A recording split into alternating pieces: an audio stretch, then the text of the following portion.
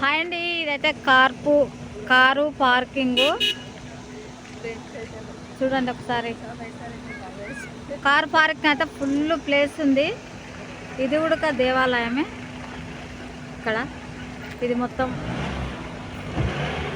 ఇది వచ్చి ఇవైతే మొత్తం కొండలు.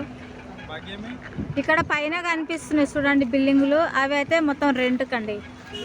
అంటే ఇలాసు ఎవరన్నా వచ్చి ఉండడానికి ఫస్టే మనం అడ్వాన్స్ కట్టాలి. అంటే 2 రోజులు 3 రోజులే మనం బుక్ చేసుకోవాలన్నట్లు. అతిథి గృహాలు ఇవి మొత్తం ఇది వచ్చి విఐపి మొత్తం కారు పార్కింగ్ అండి.